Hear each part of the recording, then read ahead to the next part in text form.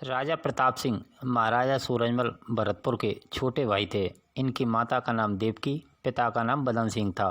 राजा प्रताप सिंह राजकाज एवं सैन्य कला में विशेष रूप से पारंगत थे। इसलिए राजा बदन सिंह ने अपने पुत्र प्रताप सिंह को उवैर का राजपाट देकर उवैर का राजा नियुक्त कर दिया। आचार्य सोमनाथ के शब्दों में राजा प्रताप सिंह का वर्ण, कुंदन, चौड़ा मस्तक, बांकी भौहें, मुखमंडल पर दीप आवा, नेत्रों में चमक, शरीर सुडौल व आकर्षक था। और राजा प्रताप सिंह का स्वभाव सरलता, सरसता, विनम्रता, स्पष्ट बादशाह से ओतप्रोत था। इस प्रकार राजा प्रताप सिंह दुर्लभ व्यक्तित्व के धनी थे।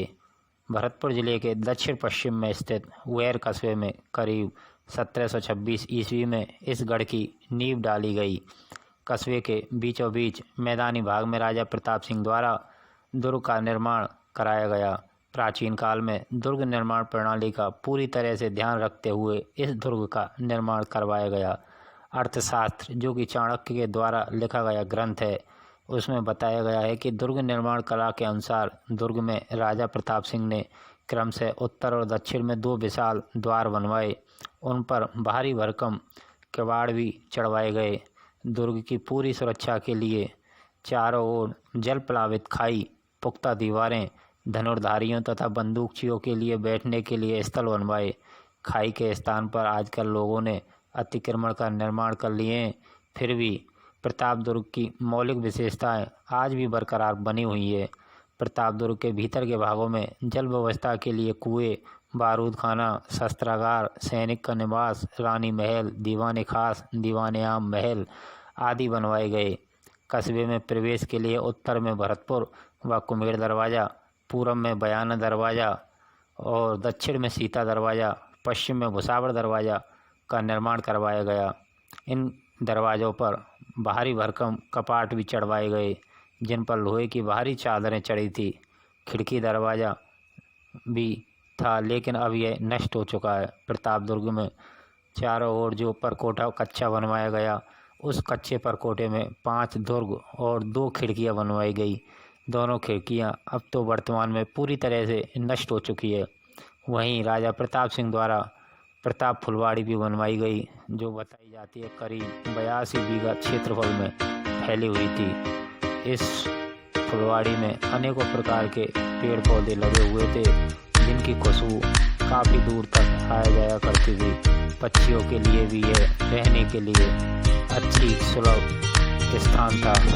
फुलवाड़ी में भी बेशकीमती जालियाँ लगवाई गई, प्रताप दुर्ग में भी लगी हुई हैं। पुरातत्व विभाग के अधीन यह प्रताप दुर्ग हमेशा अनदेखी का शिकार रहा है, जिसके चलते प्रताप दुर्ग अपनी दुर्दशा झेल रहा है।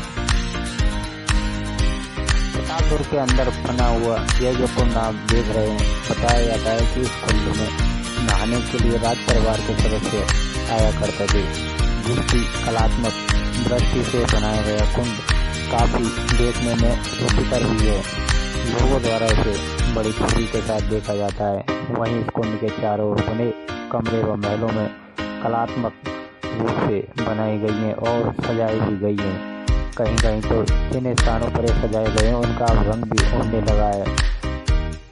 राजाओं द्वारा इस प्रकार के महल बनाकर अपनी विशेषताओं के बारे में तो बताते ही थे, लेकिन उनकी दुर्ग व महल बनाने की रुचि के बारे में भी जानकारी मिलती है।